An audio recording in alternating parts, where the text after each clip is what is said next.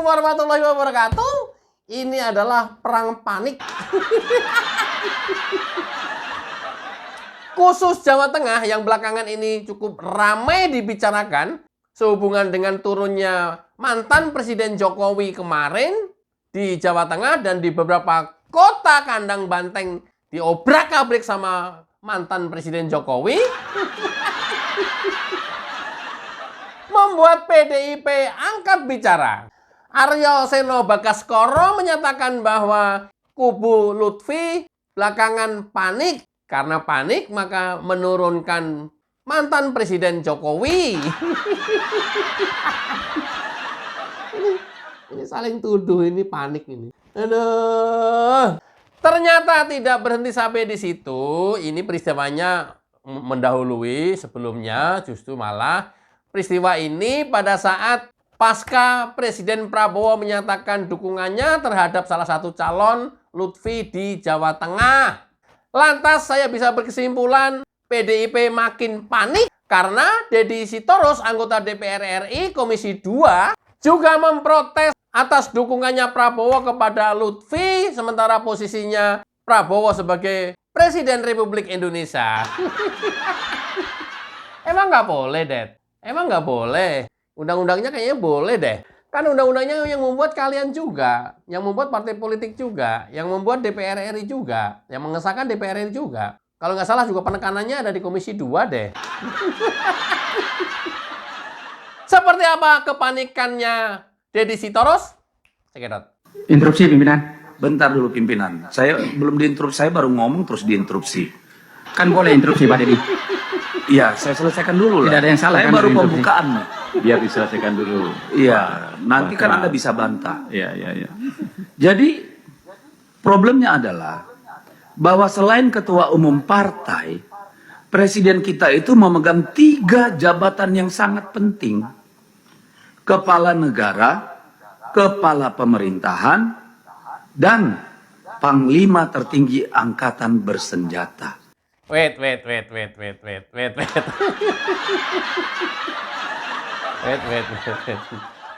Ini Deddy Sitorus, saya yang menjelaskan dulu ya. Setelah nanti saya yang menjelaskan, baru nanti Pak Jokowi.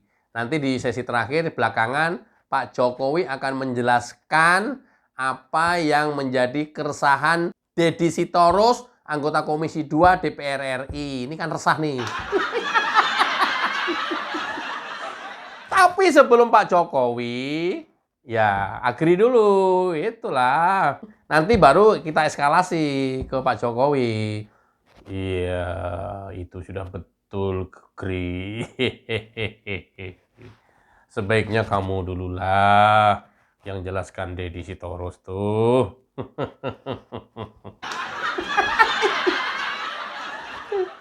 Saya ulangin ya pernyataan Deddy Sitorus ya.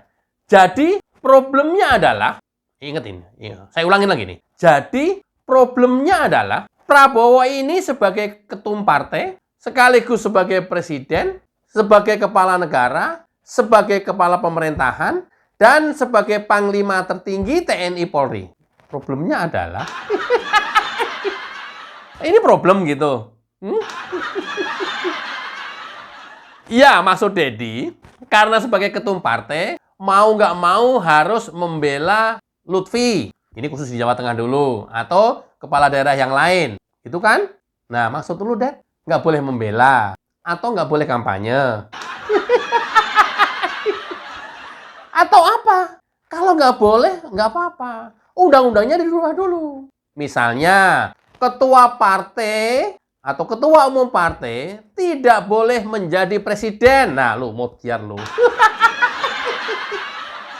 Ayo, kalau berani, ayo rubah undang-undangnya. Mutiar ya. Karena apa?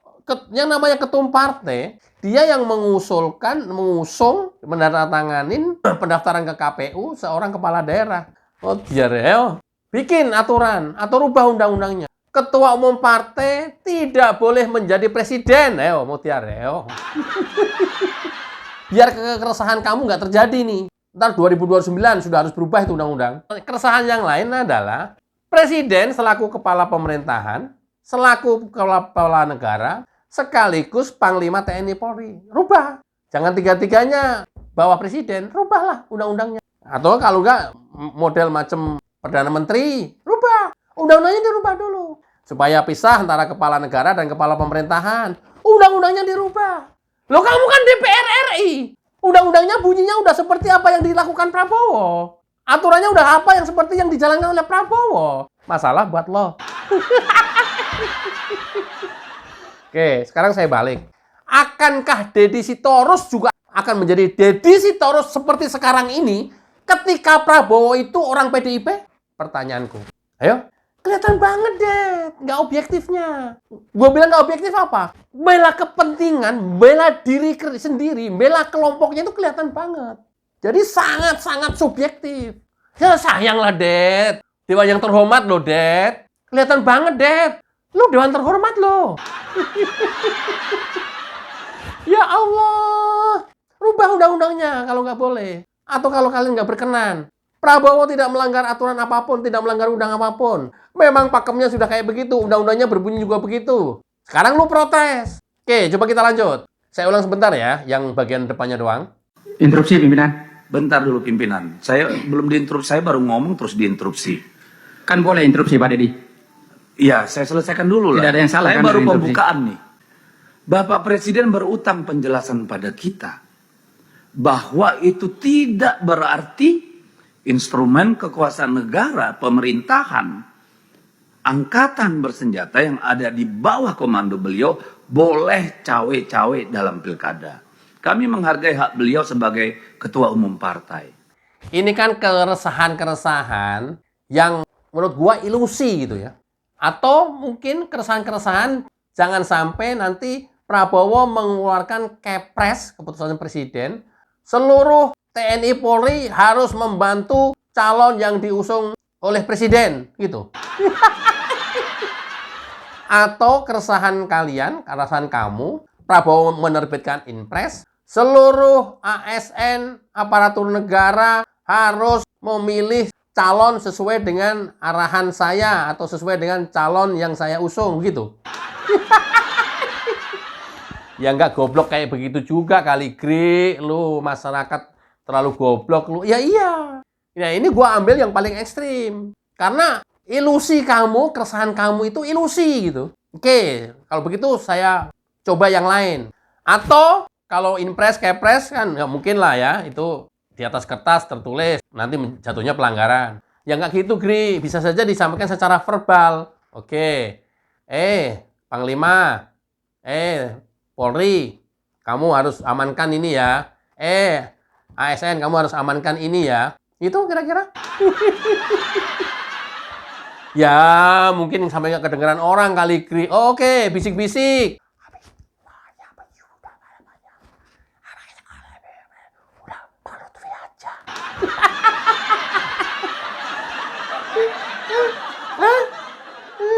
Ya kan gue bilang ilusi. Mungkin Pak Prabowo tidak menginstruksikan itu. Pak Prabowo tidak memerintahkan itu.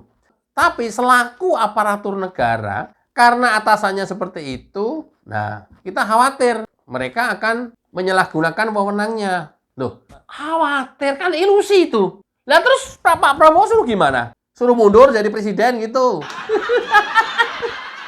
Udahlah, Dad, gue mundur aja dari presiden. Gue mau jadiin kepala daerah dulu semuanya, seluruh Indonesia gitu. Undang-undangnya lu rubah, Dad. Kan biasanya kekhawatiran, teori-teori kemungkinan dalam pelanggaran tata kelola dan perilaku manusia, itu di-cover semuanya di pasal-pasal undang-undang. Lu rubah, lu cover di pasal undang-undang. Masuknya ke pelarangan. Jatuhnya sanksi atau pemecatan. Presiden dipecat kalau melanggar ini, nah, ganti Megawati.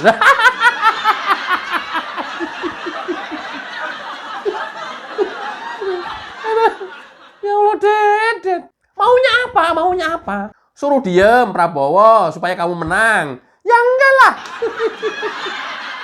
Oh, Pak Lutfi juga Pak Prabowo yang daftarin ke KPU kok tanda tangannya kok. Gimana ente? Apa? Maunya apa? Presiden suruh diem aja, ya.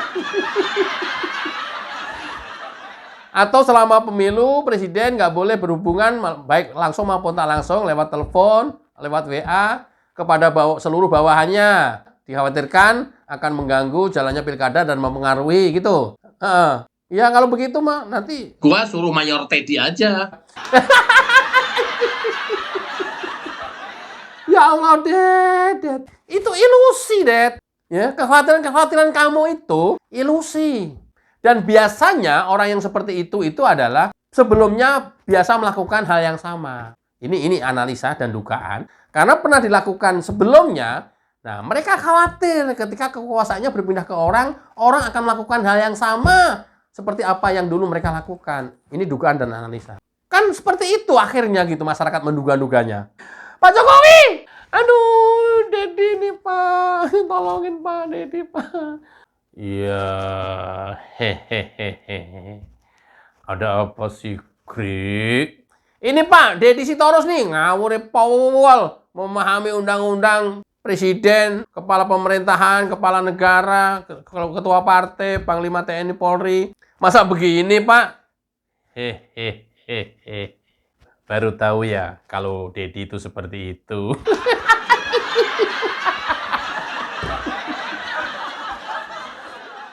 Iya Pak, iya Pak. Emang Dedi seperti itu. Hehehe.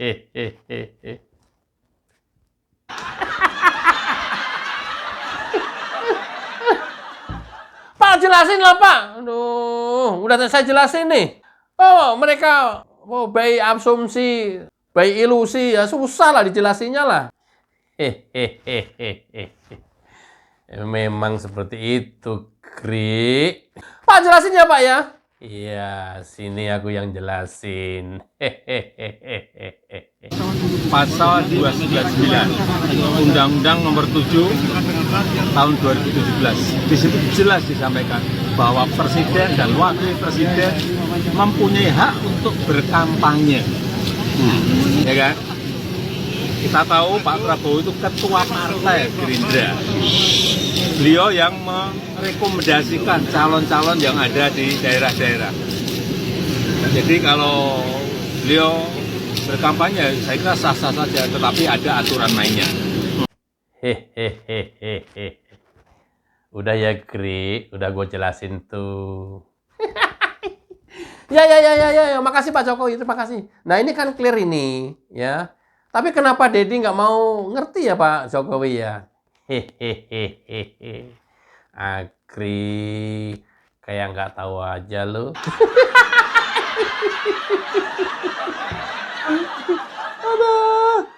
Tahu ya aturannya, tahu ya undang-undangnya. Ini juga yang kemarin waktu Jokowi menyampaikan bahwa akan cawe-cawe, saya akan cawe-cawe karena diatur di undang-undang dan itu boleh. Akhirnya diserang terus kan. Jokowi tidak memberikan klarifikasi apapun. Padahal kita juga tahu secara undang-undang boleh. Tapi terus itu yang diangkat cawe. Nah, sekarang mantan Presiden Jokowi memberikan keterangan lagi, penjelasan lagi bahwa boleh presiden, wakil presiden berkampanye, boleh. Ada aturannya. Dilarang menggunakan fasilitas negara, misalnya. Harus cuti, misalnya. Atau di luar kedinasan, misalnya. Baca sendiri deh. Tapi tidak melanggar undang-undang, dan itu adalah diatur di undang-undang. Undang-undangnya yang membuat DPR bersama pemerintah, yang ngesain DPR. Kalian, Ded. Rubah undang-undangnya, Ded. Kalau pengenannya kamu seperti itu. Ya. Jelas? Jelas? Nggak jelas juga. Ya udah kalau nggak jelas juga. Oke ya teman-teman. Itulah kita menjadi tahu ketika kepentingannya tidak berpihak kepada mereka, mereka akan terus-terusan mengkritisi dan terus-terusan menyerang. Tapi ketika kepentingannya berpihak ke dia, akan lain lagi soalnya. Kalau sudah tahu, ingat tanggal 27 November kita rame-rame pergi ke TPS terdekat kita untuk tunaikan hak kita dengan cara tidak memilih calon kepala daerah yang diusung oleh PDIP seluruh Indonesia. Mudah-mudahan bermanfaat. Wassalamualaikum warahmatullahi wabarakatuh. Cayo.